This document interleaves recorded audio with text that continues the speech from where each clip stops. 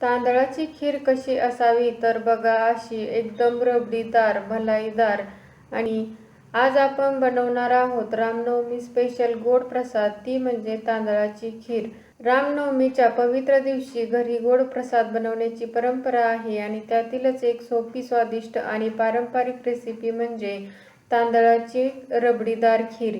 ही खीर इतकी छान लागते की लहानांपासून मोठ्यापर्यंत सगळेच आवडीने खातात. मी तुम्हाला अगदी सोप्या पद्धतीने, परफेक्ट मापात आणि छान टिप्ससह रबडीदार तांदळाची खीर कशी बनवायची ते दाखवणार आहे.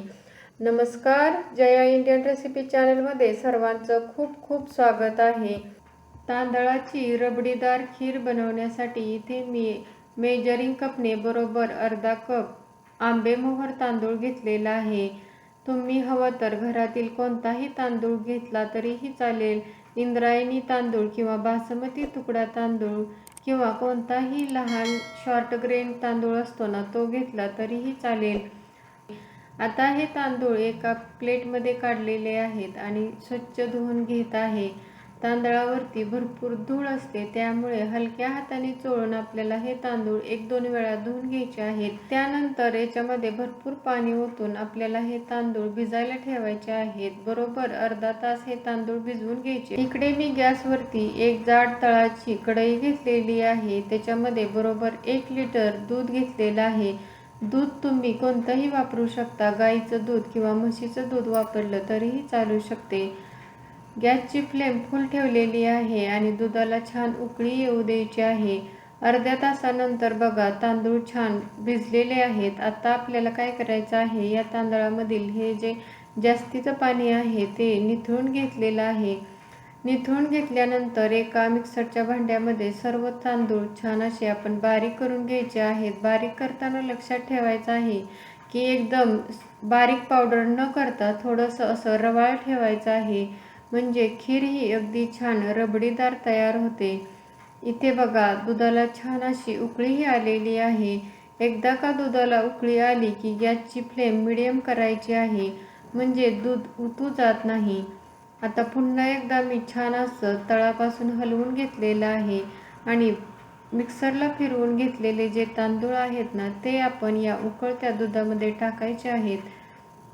ही जी खीर आहे ना, ती खूप जास्त रबडीदार होते आणि मी व्हिडिओमध्ये अगदी सविस्तर स्टेप सांगितलेले आहेत. तांदूळ टाकला की इथे मी ओला नारळ अगदी बारीक किसून घेतलेला आहे. तुम्ही हवं तर हा ओला नारळ खवूनही घेऊ शकता. ओला नारळ घातल्यामुळे खिरीची आणखी जास्त टेस्ट वाढते.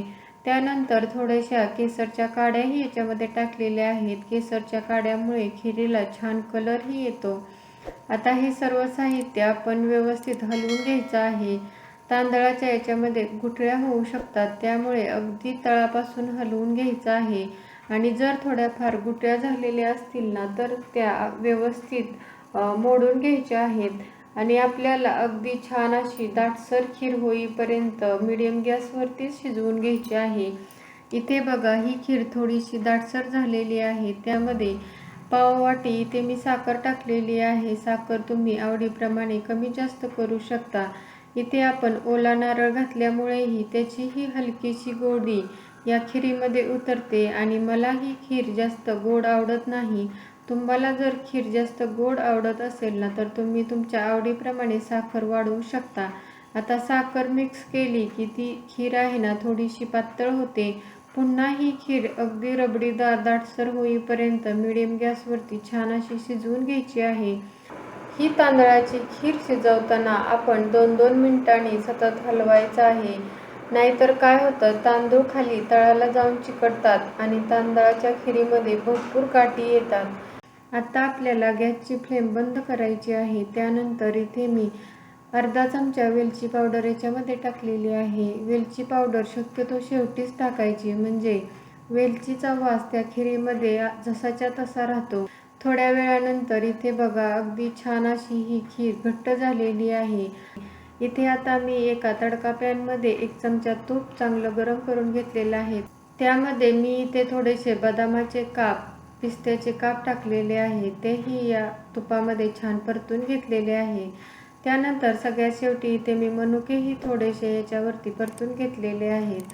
ही स्टेप करणे पूर्णपणे ऑप्शनल आहे। तुम्हाला याच्यामध्ये ड्रायफ्रूट्स टाकायचे असतील तर टाकू शकता, जर तुम्हाला टाकायचे नसतील तर नाही टाकले तरीही चालू शकते।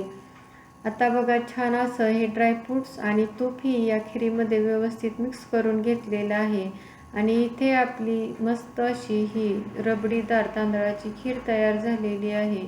आता वरून गार्निश करण्यासाठीही इथे मी ड्रायफ्रूट्स टाकलेले आहे। इथे आपली टेस्टी आणि रबडीदार तांदळाची खीर तयार झालेली आहे। माझ्या घरामध्ये तर सगळ्याच खिरी खूप जास्त आवडीने खातात आणि ही तांदळाची खीर ही आपण अधूनमधून बनवतच असतो, पण तुम्ही अशा पद्धतीने नक्की बनवून पहा आणि व्हिडिओ कसा वाटला तेही मला कमेंटमध्ये नक्की सांगा। तुम्हाला ही तांदळाच्या खिरीची रेसिपी आवडली तर व्हिडिओला लाईक करा, शेअर करा। चॅनलवरती नवीन असाल तर प्लीज चॅनलला सबस्क्राईब करा। त्याच्या शेजारी बेल आयकॉन आहे तेही प्रेस करा, म्हणजे नवीन व्हिडिओचं नोटिफिकेशन भेटेल। व्हिडिओ शेवटपर्यंत पाहिल्याबद्दल खूप खूप धन्यवाद। पुन्हा भेटूया अशाच नवीन रेसिपी बरोबर। तोपर्यंत मस्त खा, हेल्दी रहा। नमस्कार।